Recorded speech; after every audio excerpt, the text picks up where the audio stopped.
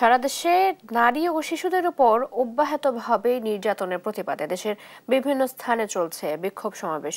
এতে যোগ দিয়েছেন বিভিন্ন শিক্ষা প্রতিষ্ঠানের শিক্ষার্থী ও নানা শ্রেণী পেশার মানুষ। বিস্তারিত জানাতে নোয়াখালী ও ময়মনসিংহ থেকে যুক্ত হচ্ছেন সহকর্মী মাওলা সুজন ও ইলিয়াস আহমেদ। প্রথমে চলে যাচ্ছি নোয়াখালীতে।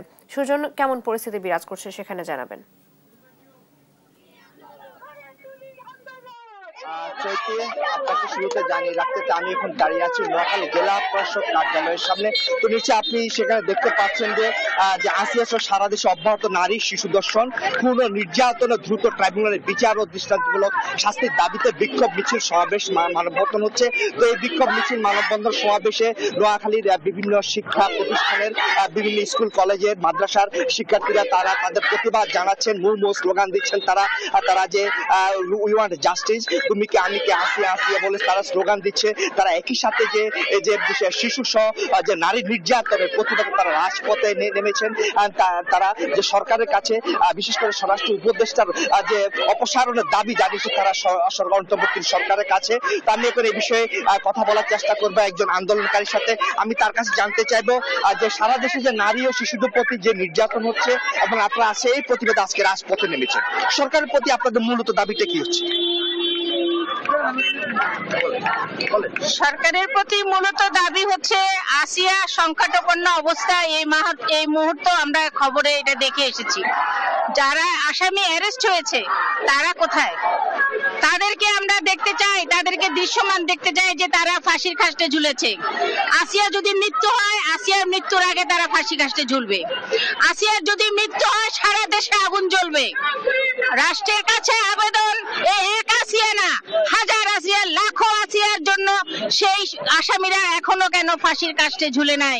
গতকাল দেখা গেছে আইন উপদেষ্টা বলেছেন ধর্ষণের তদন্ত কাজে 15 দিন, বিচার কাজে 90 দিনের মধ্যে সম্পূর্ণ করতে হবে। আমরা কি এই বিশ্বাস রাখতে পারি? বিগত দিনগুলোতে এরকম অনেক অঙ্গীকার সরকাররা করে গেছেন, আমরা কোনো অঙ্গীকার বাস্তবায়ন হতে দেখিনি, আমরা কোনো আইনের সঠিক প্রয়োগ দেখিনি। প্রত্যেকটা জায়গায় দীর্ঘসূত্রিতা, বিচারহীনতা, সংস্কৃতি। তাহলে আজকে আমরা আইন উপদেষ্টার এই কথার উপরে কিভাবে ভরসা রাখবো? যেখানে আসিয়া লড়াই করছে, মৃত্যুর সাথে পাঞ্জা লড়ছে, সারা দেশ উত্তাল, সেখানে কেন আসামি এখনো ফাঁসির কাস্টে ঝুলে নাই? আসামি ফাঁসির কাস্টে ঝুলবে কারণ সে ধর্ষণ করেছে, কারণ সে আসিয়ার জনিকে ক্ষতবিক্ষত করেছে, সে আমাদের প্রত্যেকটা নারীকে ক্ষতবিক্ষত করেছে, সে আমাদের নারীর প্রত্যেকটা ভাই, নারীর বাবা, নারীর চাচা, নারীর বন্ধু, সবাইকে সে ক্ষতবিক্ষত করেছে। এই গোষ্ঠীকে, এই জনগোষ্ঠী খুব সামান্য, ওদেরকে কেন আমরা রুখতে পারি না? আমরা তো সংখ্যায় অনেক বেশি, আমরা কেন ওদেরকে রুখতে পারি না? কিসের ভয়ে, কোন ভয়ে আমরা চুপ করে আছি?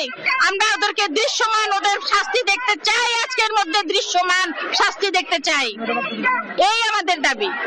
ধন্যবাদ আপনাকে। তিনি আসলে জানিয়েছেন যে আসিয়ার মতো সারা বাংলাদেশে হাজারো শিশু নির্যাতিত হচ্ছে, হাজারো নারী নির্যাতিত হচ্ছে।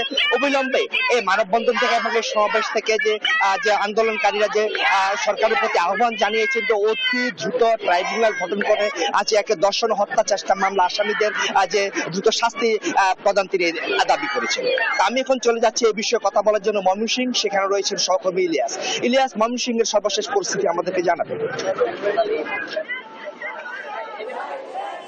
ধর্ষণ ও নারী হেনস্থার প্রতিবাদে দ্বিতীয় দিনের মতো কিন্তু ময়মনসিংহ নগরীর টাউন হল প্রাঙ্গণে কিন্তু সাধারণ শিক্ষার্থীরা তারা বিক্ষোভ করছেন এবং তারা বলছেন যে দর্শকদের বিচার দ্রুত না হওয়া পর্যন্ত তাদের যে আন্দোলন চলবে সেই বিষয়টি বলছিলেন। আমরা দেখেছি যে সকাল 11টা থেকে সাধারণ শিক্ষার্থীরা অর্থাৎ বিভিন্ন স্কুল কলেজের শিক্ষার্থীরা তারা এই টাউন হল প্রাঙ্গণে জড়ো হয়েছেন এবং তারা কিন্তু স্লোগানে একেবারেই এই টাউন হল প্রাঙ্গণটি মুখরিত করে তুলেছেন এবং তারা বলছেন যে যত দ্রুত সম্ভব এই দর্শনকারীদের বিচার কিন্তু করতে হবে এবং ভবিষ্যতে যেন এমন ঘটনা না ঘটে সেই বিষয়ে কিন্তু সরকারকে নিশ্চিত করতে হবে, সেই বিষয়টি কিন্তু তারা বারবার কিন্তু বলছিলেন। এবং আমরা দেখেছি যে একেবারেই বিভিন্ন স্কুল কলেজের শিক্ষার্থীরা কিন্তু এখানে জড়ো হচ্ছেন এবং তারা কিন্তু তার আন্দোলন কিন্তু চালিয়ে যাচ্ছেন। সরকারের পক্ষ থেকে বলা হচ্ছে যে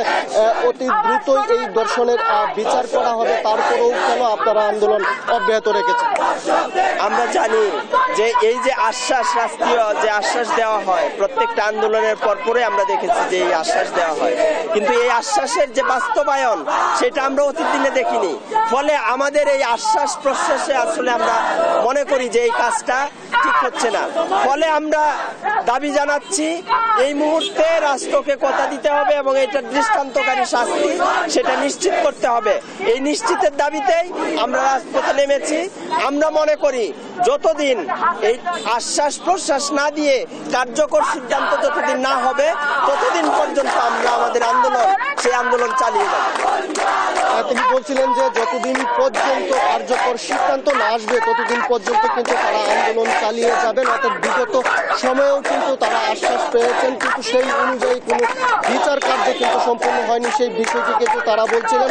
অর্থাৎ বিচার কার্য সম্পূর্ণ না হওয়া পর্যন্ত কিন্তু রাজপথ থেকে তাদের যে আন্দোলন কর্মসূচি সেটি কিন্তু তারা প্রত্যাহার করবেন না, সেই বিষয়টি বলছিলেন। আমরা আরেকজনের সঙ্গে একটু যুক্ত হতে চাই। আপনারা এই প্রতিনিয়ত আন্দোলন করছেন, আপনারা আমরা দাবি করছি যে অতি বিলম্বে যে ধর্ষকরা বাইরে যেয়ে ঘুরে বেড়াচ্ছে এবং ধর্ষিত নারীরা ধরছে, ধর্ষকদের অতি অতি দ্রুত শাস্তির আওতায় আনতে হবে এবং দৃষ্টান্তমূলক শাস্তি দিতে হবে। আমরা এই দাবি করছি এবং হচ্ছে এই যে বিলম্ব হচ্ছে যে 180 দিনের মধ্যে বিচার কার্য সমাপ্ত হবে, কিন্তু আমরা দেখছি যে এটা সুস্পষ্ট প্রমাণ আমাদের সামনে আছে, ধর্ষকের ছবি আমাদের সামনে আছে, তাহলে সেখানে বিচার কার্য সম্পন্ন হতে কি বিলম্ব? আমরা চাচ্ছি যে অতি দ্রুত এই ধর্ষকদের শাস্তির আওতায় আনতে হবে এবং এমন দৃষ্টান্তমূলক শাস্তি দিতে হবে যাতে ভবিষ্যতে আর কোনো ধর্ষক এরকম দুঃসাহস করার সাহস না পায়। তারা বলছিলেন যে যারা দর্শনকারী রয়েছেন অর্থাৎ তাদেরকে কিন্তু দৃষ্টান্তমূলক শাস্তির আওতায় আনতে হবে এবং সেটি কিন্তু দ্রুত সম্পূর্ণ করতে হবে, সেই বিষয়টি তারা বলছিলেন। অন্যথায় কিন্তু তাদের যে আন্দোলন সেটি কিন্তু আরো ব্যাপক হবে, সেই বিষয়ে কিন্তু তারা হুঁশিয়ারি দিয়েছেন। এবং আমরা দেখেছি যে বিগত কয়েকদিন ধরেই কিন্তু মাগুরার সেই শিশুটিকে ধর্ষণের প্রতিবাদে একেবারেই সারা দেশ উত্তাল হয়ে উঠেছে এবং সারা দেশের ন্যায় ময়মনসিংহের বিভিন্ন স্কুল কলেজের সাধারণ শিক্ষার্থীরাও কিন্তু তারা রাজপথে নেমে এসেছেন এবং তারা বলছেন যে দুষ্কৃতিকারীদের যতদিন না পর্যন্ত গ্রেপ্তার করে বিচার কার্য সম্পন্ন করা হচ্ছে ততদিন পর্যন্ত তাদের যে আন্দোলন কর্মসূচি সেটি কিন্তু অব্যাহত থাকবে, সেই বিষয়টি কিন্তু বলছিলেন। অর্থাৎ এই দাবিটি কিন্তু এখন শুধু সাধারণ শিক্ষার্থীদের নয়, একেবারে সর্বস্তরের মানুষের দাবি হচ্ছে যে ধর্ষণকারী যারা রয়েছেন তাদের কঠোর আইনের আওতায় এনে বিচার কাজ সম্পূর্ণ করে, অর্থাৎ ধর্ষণের প্রতি মানুষের যে একটি বিচার কাজ যদি সম্পূর্ণ হয় সেই বিষয়টি কিন্তু নজরে আনার দাবি কিন্তু সরকার তারা জানিয়েছেন এবং তারা বলছেন যে সরকার যেন দ্রুত এই বিষয়ে পদক্ষেপ নেয় এবং এমন কাজ যেন সমাজে না হয় সেই বিষয়টি কিন্তু তারা বারবার বলছিলেন। এই ছিল আমার কাছে ময়মনসিংহ থেকে সর্বশেষ। ইলিয়াস, ধন্যবাদ আপনাকে।